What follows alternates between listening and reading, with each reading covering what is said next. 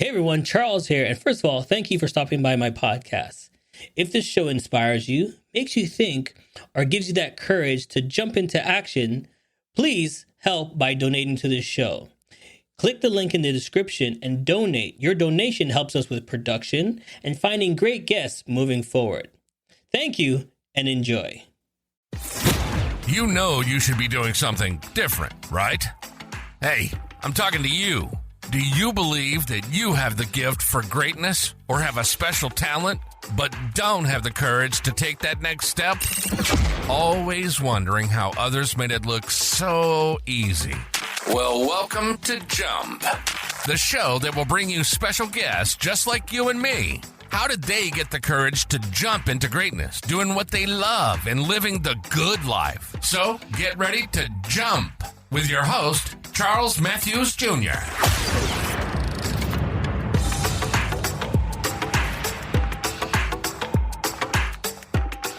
Yes. Hey everybody, and welcome to the Jump Podcast. Now, if this is your first time, what you've been waiting for? You should have been here episodes ago because I have a lot of great guests. And I have another one today. Now listen, Jump is not about jumping up and down. Jump is about jumping into your future, jumping into greatness. What is holding you back? I know you're at the line and you're thinking, I don't know if I should do this or do that. This is what I'm going to do for you. I bring interesting guests, just like you and me, to the show and talk about what they did, how they did it, how they became fun, what is having fun. But let me ask you this question. You're in business right now. Are you having fun? You're in business, you're an entrepreneur, but is it fun? Are you waking up every day going, oh, I love my job, I love what I do? Or are you waking up every day going, oh, God, it's another day? Well, listen, let's talk about it. And I got the man to talk about it right now. Let's go, Jerry. Hey, Charles. Thanks for having me, man. This is going to be fun. How you doing, my friend? I'm doing great. It's a beautiful day here in Florida. And so flip-flops are off and feet are on the earth. There you go. All right, let's backtrack a little bit. The little Jerry, born and raised, where are you from? You know, it's only ironic that you just called me Little Jerry because I am Jerry Jr. Okay. And my mother either called me Mr. Sunshine or Little Jerry. And so that was a throwback, Charles, that was unintended, but yet so appropriate. So I grew up just outside Philadelphia. And yes, I am a sports fan. As I tell people, you don't make it out of Philadelphia with all your teeth, being a Dallas Cowboys fan. And so I made it out of Philly with all my teeth. Born in a small little suburban town just across the bridge from Philadelphia. What a great, wonderful community to grow up in. And I think it's a good example in your life of community is so important. I think like so many Americans, people around the world, I grew up in a dysfunctional home. My parents got divorced. And so it was so many that took care of me along the way, let me sleep at their house, had me over for dinner, when we were going through those difficult times. And it's why I believe, and my wife, Rachel, and I, when we wrote our own vows, one of the things that we said, because she comes from a divorced home as well, is there's always room for one more at the table. And I think when you bring that mindset of how do we add joy to the world, you change the dynamic. And I loved your lead in thinking about fun, because one of my life goals is to have more fun than anyone else in the world. And for me, I think about fun as the alignment of the vision that you have for life, your values, what your approach is, and your actions. And when you put those things in alignment, then you have fulfillment. And fulfillment to me is the greatest and highest honor that you can give to your life. And so that's really, what I've been chasing my whole life. And it really started in a little hometown called Haddonfield, New Jersey. And I'm grateful for all the people that helped me along the way. One of the things that really shocks me, Charles, is people who say, oh, self-made person, self-made man, I don't believe in that. I think it's the most self-absorbed, selfish thing you can possibly say. I've done a lot of really fun things in my life, but it's because people poured into me. They invested in me. They loved me when I didn't know how to love myself. And that to me is the whole concept of community and growing together. It's why being on a podcast and a show like this, I might be 2 miles ahead. I might be 2 steps ahead. But if I can help along the way, that is my goal. And so, in the second half of my career, I want to try and positively impact 5 million people over the next 5 years through better business. Yeah, and And That to me is everything. That's what you said that I love key in this whole thing, that, you didn't get there on your own. People poured their love and inspiration and helped you on the way to get to this point, because not everybody knows everything. So that's one key thing that I love that you said. But for some reason, I really want to know how you got here. Like, okay, here it is. Ready? Give me your last jobs, all your jobs from like paper route all the way up to where you are now. I'm interested in what type of jobs you had. Oh man. So it's funny you said this. I just said this yesterday to someone that I subcontracted my brother's paper route from him because I was too young to have a paper route, but yet I was entrepreneurial. And I was like, buddy, you get the paper route. I'll do all the work. I forget exactly what the split was, but that was my first thing. I had a lawn service business. I merged that with another friend of mine who had the lawns across the highway from me. We did that together. I helped run a soccer retail franchise company. We took that from 5.9 million to 15 million in 18 months. That's when I fell in love with the idea of high growth companies. I went and lived close to you in Toronto, Canada, helped advise a manufacturing company that was up there, came back to the United States, started an e-commerce company that I ran for a number of years. I sold that. I was brought in to run a construction business, which is only funny because the only thing I hammer is my keyboard. My wife hangs all the pictures in the house. And, that one went really well. We went from 7 million to 30 million in about 3.5 years. That's, again, another great high growth story. And, now I've been advising companies that are typically in a growth trajectory. And so, the name of my company is Proven Chaos. You've proven there's a marketplace there, but you're in chaos because your people, your systems, or your process haven't kept pace. And, Charles, what I find is it's the greatest ripoff of life, success without fulfillment. And so on the outside, you see like, oh, they made the business journal Fast 50. They're on the Inc. 500.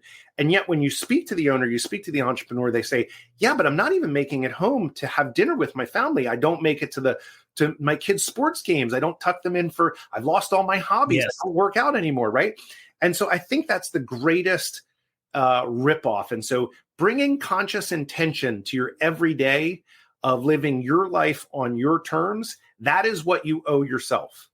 And I think most people don't do a great job of stopping and thinking about, what's the impact that I want to go make in the world? How do I want people to feel when they're around me? Those are really our values.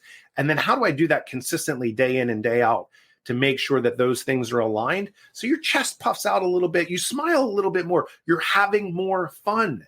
And that to me is everything that you should be doing as a human being. I just pictured you younger trying to talk to your brother. Okay, let's do this. You do this. I'll give you this percentage. I see you running over to your friends and saying, all right, you take the east side. I'll take the west side. That's right. We'll do it. Where did this bug come from? You had to see someone else do it. Like you had to see someone else being that business person and go, oh, I could do it myself. I didn't have that in my life. My dad was a salesperson.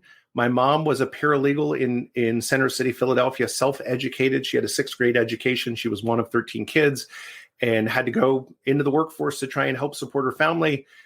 Did that successfully, supported our family, amazing self-educated woman.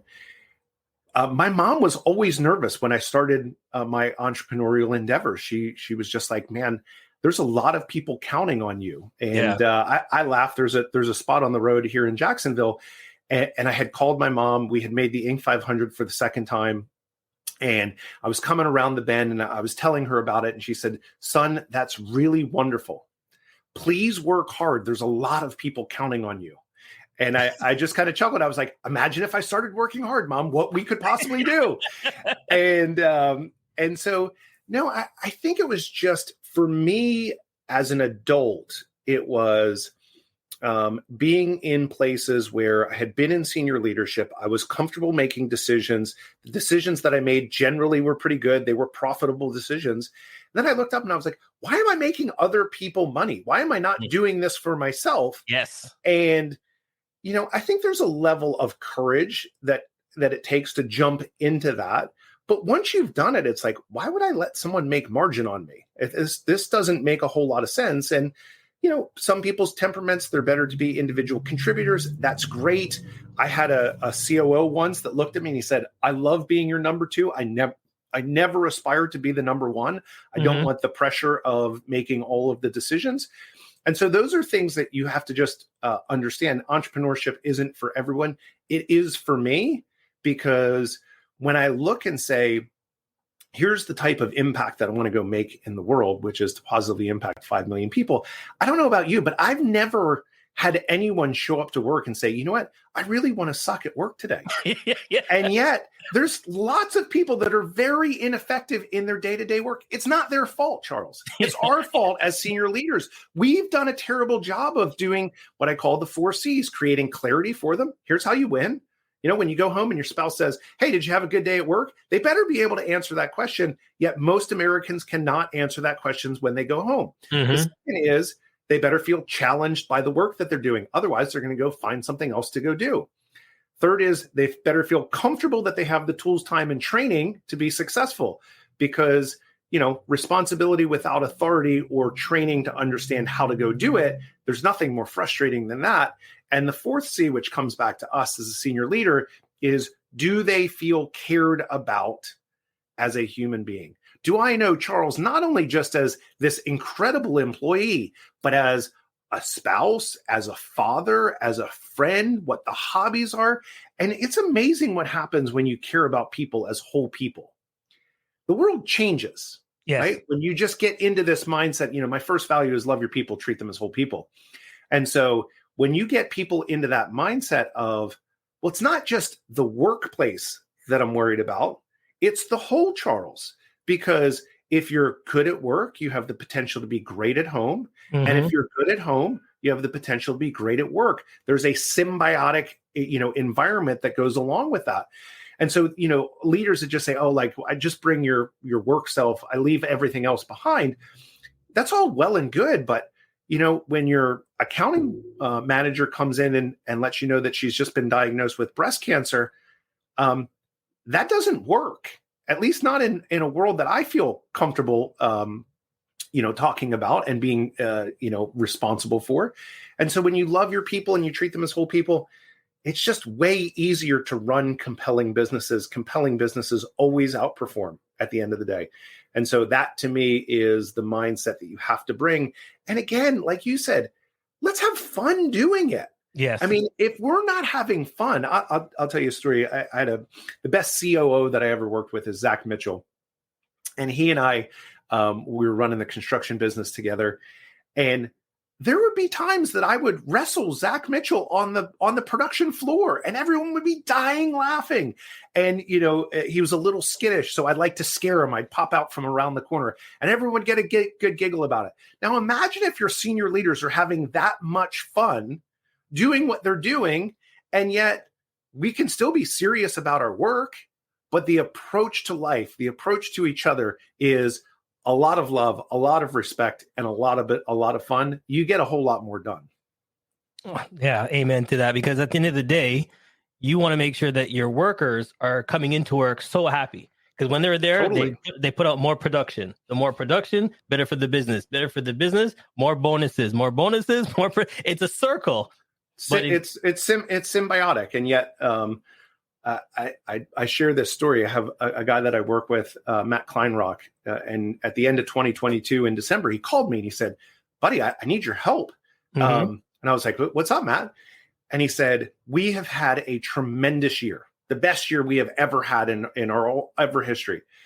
And he said, how do I help repay all of my employees and help them participate in the profits of the company? Right. And, that spurred an hour and a half conversation. But it was the best question that I got in 2022, because what happens a lot of times is entrepreneurs say, oh, a rising tide lifts all boats, except when the tide rises, suddenly they're the only boat that lifts in the harbor. And that, to me, is disingenuous. Yes. Because, I've run 5 businesses, 5 different industries, business to business, business to consumer, products and services. Here's what I will tell you. People are like, oh, how have you done that? Because I lead people. I've never been the technical leader. The Right. business that I run today is about as close as I've ever been to actually knowing what the heck I'm doing inside of a business. And so when you think about that, leading people is the same across any industry, across any vertical, any B2B, B2C. And so how do you do that in such a way that inspires respect, authenticity, love, and brings all the people along with you? Right. And he had it right. I love and respect Matt Kleinrock, and that was my best question of 2022. All right. Well, let's have some fun. Here we go. It's now time for a rapid fire. That's right. You're going to give me A, B, C, or D. Those are the questions I'm going to rapid fire at you. But here's the thing. You got 2 minutes on the clock. You can elaborate, but just remember, you got to get through all the questions within 2 minutes. But you get to ask your own questions. What would you like? A, B, C, or D? Ooh, I'm a linear guy. A. All right.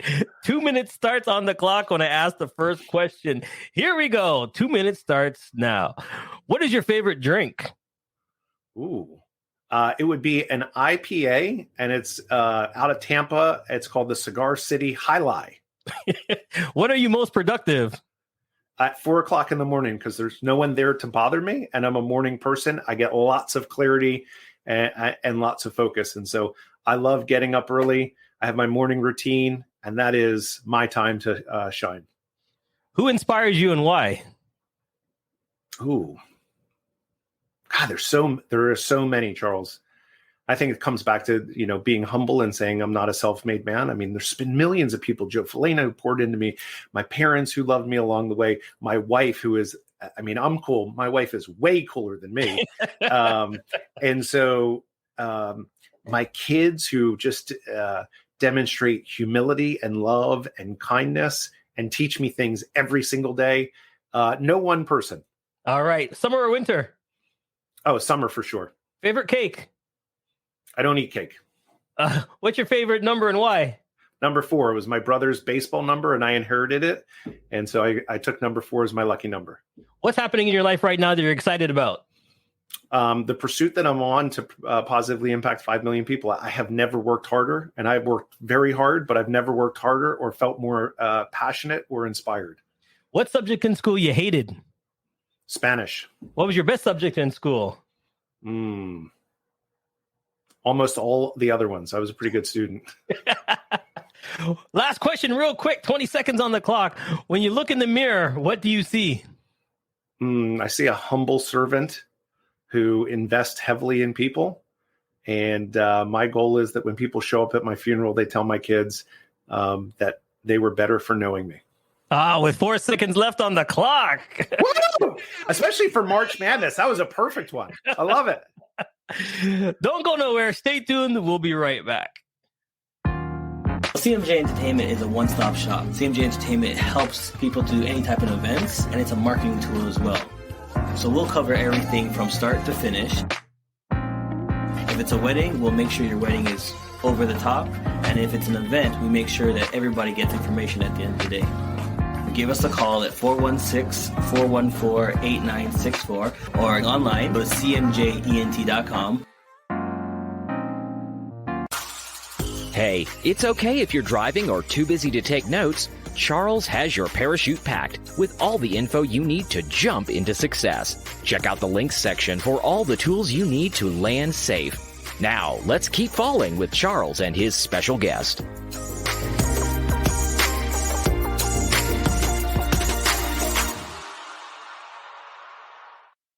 Yes. We are back live, and we're just having a great time. Okay, couple things you said in there. I got to get in there. 4 o'clock in the morning. Yes. That's your time.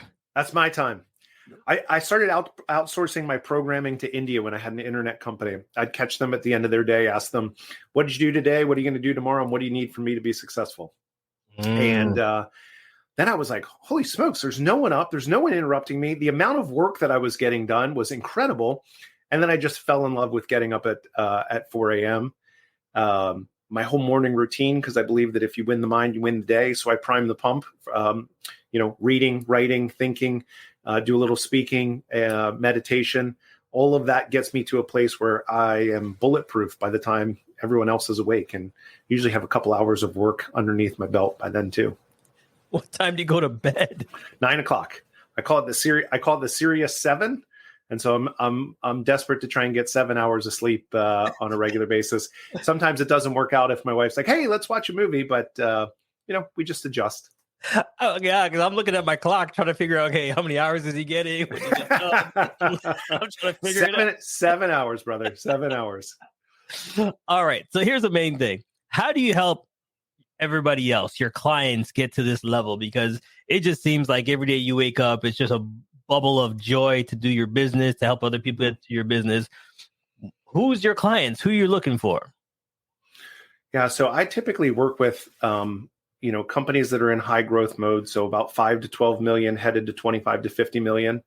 And usually, it's been the entrepreneur who's gotten it to that point. And now the dynamics of the business have changed. So, there's more people in there. The way in which we communicate is changing, the resources, the planning that goes into it. We used to just be able to wing it. And so the dynamics of the business has changed. And so helping shepherd people forward is my favorite part of what it is that I do. Those are the people that I'm usually working with. And then how does the process work? Because, you sit down with them, they just come knocking on your door and go, "Jerry, help." I'm humbled to say this, Charles. I have never advertised for a client, and all of my clients have come because, people say, "Oh, I know this guy, you should probably talk to him." And then suddenly, you're serving 15, 17 companies. And, at some point in time, I probably should start advertising. I do have a website. You're on it, and people do go there and they do read it. But everything that I've done so far is through referral and word of mouth. Right. Can we listen to more? I see there's podcasts here. Tell us a little bit more about these different podcasts. Yeah. So, in an effort to try and positively impact 5 million people, I always believe that we're better together. This is why I love coming on podcasts like yours, because again, there's no such thing as a self-made man. If I can help anyone in their journey, I want to go do that. And so I look to interview, CEOs or thought leaders who have been there, done that, had their teeth bashed in, lived to tell about it, and are willing to talk about, here are the problems that I have. Here are the issues that I've had. I mean, I think about the course of my career, and I've certainly had plenty of success. But, Charles, I walked into the first company that I was running, and we were raising $5 million in venture capital. 3 different times I had a $5 million check sitting in the middle of the table. And one day after we had just turned down a $5 million check, our bookkeeper said, I need you. And I said, "Oh, okay." She said, "We can't make payroll." I said, "What do you mean we can't make payroll?" I said, "Well, okay, tap the credit line." She said, "I have been tapping the credit line. Credit line's tapped." And I went from having a $5 million check in the middle of the table to $1.7 million in debt. And I didn't even realize it. And, as we were going through that and trying to dig our way out of that, I started working 100-hour weeks. I was sleeping on the couch outside of my office. And on Valentine's Day, I thought I was having a heart attack. And I remember being 26 years old and literally counting the dots in the ceiling tile with these electrodes hooked up to me and thinking to myself, what have you done? At what cost has this price of excitement and seeming business success, all of these things, what does it come at? And it was very decidedly my health. And so as we go through all of these things in life, certainly we celebrate the wins along the way, but we also have to be humble to share the losses too. And those were teaching moments for me where, as I've said to many people who are raising venture capital, number one rule is never stop operating the company. Because if you've ever raised venture capital, that can be a job in and of itself. Right. And you forget to run the business and your margins erode and people are making decisions because we weren't clear, because people do what they think is the best. And at the end of the day, we ended up having to break up that company and sell it off. But those are the lessons that we learn along the way in trying to help people go forward. Same thing with the podcast, right? People are sharing the lessons of what they've learned in running high growth, best places to work type companies. What is the one thing in this industry that you find that when people start a business, is the number one. Oh, don't do that. You've been in the industry a long time and you've seen everybody, they're go-getters. They want to start a business and they do it this way. And if you could be a fly on the wall and just whisper to them, don't do that. What's the one thing? The one thing very clearly is if you become emotionally or financially wealthy and emotionally bankrupt, you've missed the mark. You've missed the mark. And so what I see is, especially as people get businesses up and off the ground, they're constantly trading their family time, their self-time, their self-care time for the demands of the business. And so the very first question that I always ask any client who's potentially going to come work with me is, what do you want the business to do for you? We turn the script backwards because, of course, we're going to serve our business. Of course, we're going to do that. We have a financial interest in it. And, we want to see it succeed because we have lots of people in our care. However, if we get to a point where we're resenting the business because it's not giving us back what we need or what we want in the form of financial capital, time with our family, time freedom, the ability to go on vacations. I mean, I've spoken to people, they haven't been on vacation for 10 years. They're working 6 and 7 days a week. And the idea of it being any different for them is not even in their purview. And so I would just share with people, don't fall into the trap of the high achiever. Yes, it all has to get done, but you do not have to do all of the doing. Your job is to resource the doing that needs to get done. And that's the thing that I would tell people. Get yourself out of, be really clear about what you want the business to do for you, and then you don't have to do it all. I find that so funny that you mentioned that. I want to stick a pin in that for a second. We go into business to be financially free, to have more time, to be rich, and to say go on vacations and this and that and this. But then when we get into the business, working 24/7, haven't taken a vacation, haven't spent no time, haven't spent time with your kids, and that's what you wanted in the first place. But like you said, we totally forget about it. I'll put my hand up. I'll put Me too. I've done it, but I've also learned those lessons to share. Like there's a different way of doing it. And I think sometimes people don't even consider that there's another way to do this. Like, geez, you're making $350,000. Why don't you hire an assistant and make $275,000? Your quality of life isn't really changing, but you could also offload a ton of stress having an assistant for you. And it's just getting people to get out of this world. Our pastor Joby, he says the words of the devil are more and now. Yes. Right. And society tells us, oh my gosh, you got to 5 million. When are you going to get to 10 million? Yes. Go. Right. And, I tell people all the time, it doesn't have to be that way.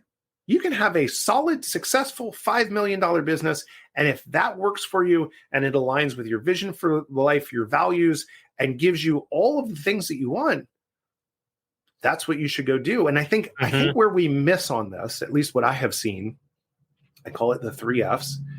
Finances create freedom for fulfillment. And, I had a former client call me, this was a year and a half ago, and he said, I've just had the best year of my life. Okay. I am set up. I never have to work again. All these passive investments. And I'm miserable and I need your help. I don't know why I'm miserable. And I said, well, because you thought the purpose of life was to stack Benjamins into your bank account. And that's not the purpose of life. I'm a capitalist. You should do that. That's a positive thing to do. But that's not the end all be all. And so when you think that stacking Benjamins are the only reason, and then you get there and you have lots of Benjamins, you go, is that all there is? It's like, no. So worked with him, he's very faith-based. And so he made an impact through his church community. And he called me back about 6 months later and he was doing all of these things. He said, this is it. This is what I was supposed to do. I was like, yes, that's what you're supposed to do. Finances create freedom for fulfillment. What's the impact that you're supposed to go make on the world? And then go do that. Amen to that. It's funny that, we don't stop and think about it, because it was just 5 years ago. And I said to myself, what is success and rich to me? I'm like, when I see my kids, when I see my family, and we go on little walks or out for breakfast together as a family, tell stupid jokes at the table and just laugh. Not everybody has that. You know what I mean? That everybody can... I'll tell you, I have a client, one of my favorite clients to work with.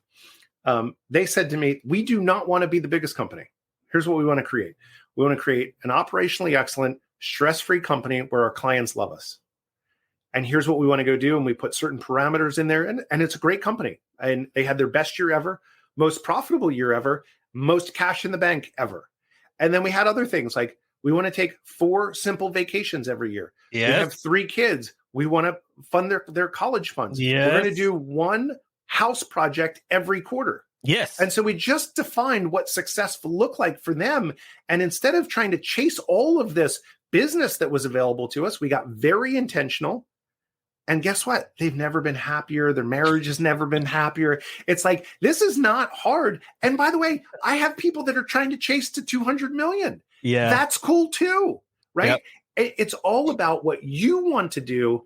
And it's got to come from you. It can't come from society or the outside. And that's where people get themselves in trouble. Like, oh, well, I should be doing this. It's like, no, not unless you want to.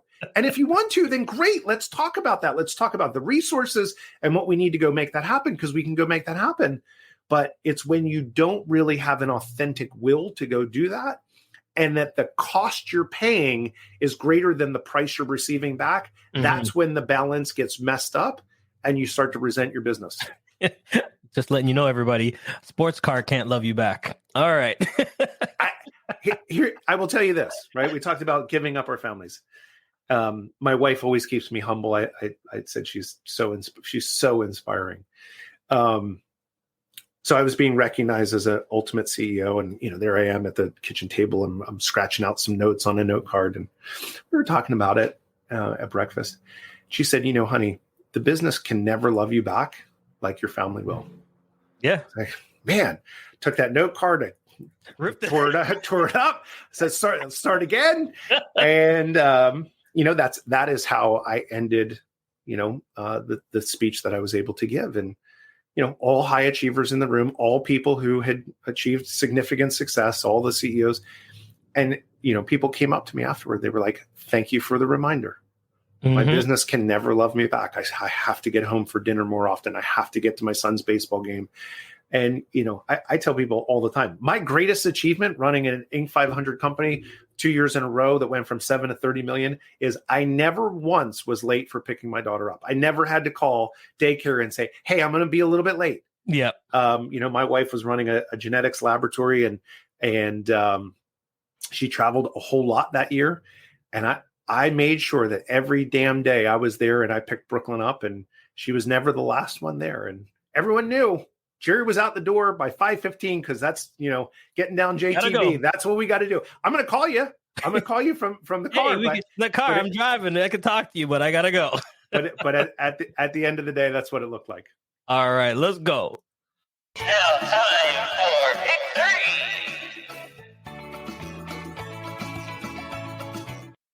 It's now time for Pick 3. We're going to have some fun. Before we let you go, you get to choose your last 3 questions before we end this interview. So give me 3 numbers between 1 and 13, and those will be the last 3 questions I ask you before we let you go. Number 4, because it's my favorite number. Number 4, what else? Number 18, because that was my soccer number. Okay. And it was 1 through 13, was that? Yeah, I was going to give you 13 on that one. I got 18 on here. I was just saying my favorite numbers. I got 18 on here. I'm going to give you 18. I got it. I can give you 0. And number 1, because I'm pretty competitive. I like to be number 1. All right. All right. So we'll start with number 1 first. What is one thing that you wish before getting into this business? One thing that I wish I knew before getting into business. I think the term is overused, balance. I don't really believe in balance. I think you're always out of round at some point in time. You're having to pour more into one place or the other. So don't buy into the myth of balance. Know that you're going to have to overinvest in certain areas to create success. And, the idea is to just be intentional about how you're moving those blocks around. Nice. Okay. What is 3 industry books, TV shows that helped you, that really pushes you?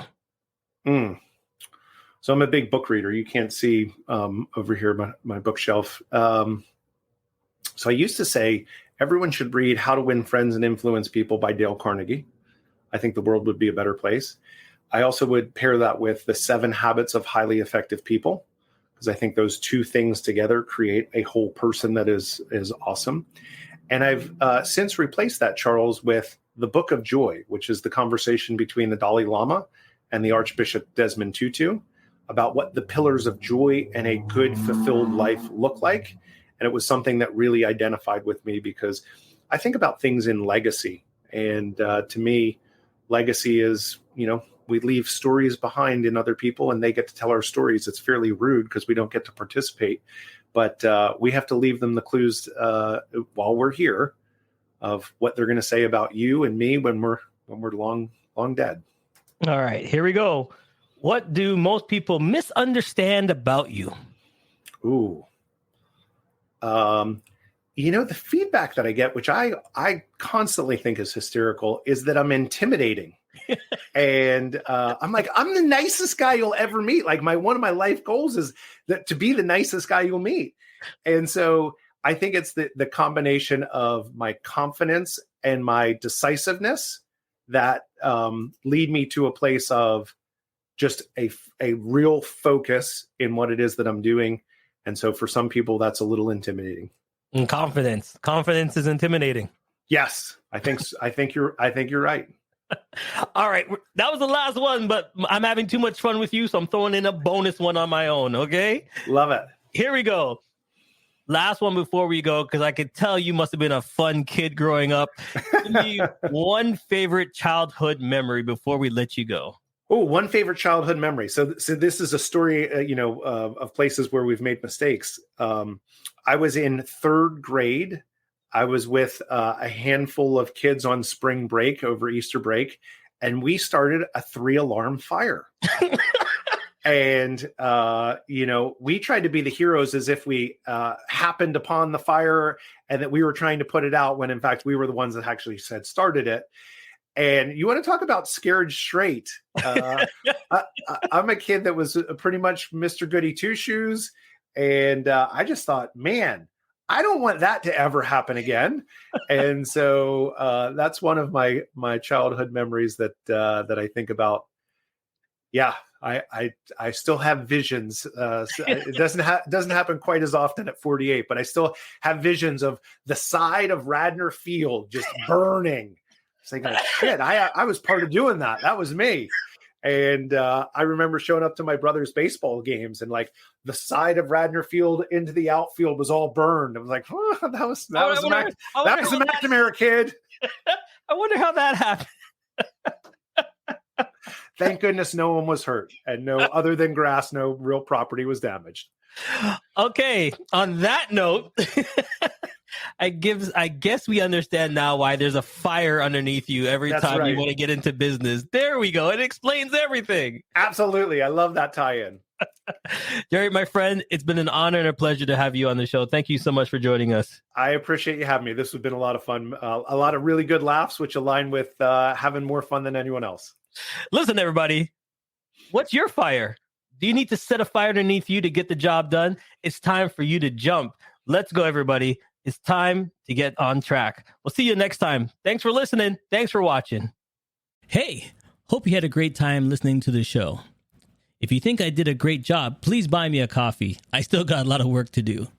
We would love to hear from you, your feedback, so please click the link and leave us a review. You can help us grow by following us on all social media platforms and sharing this link. Once again, it's time for you to jump. Success is waiting.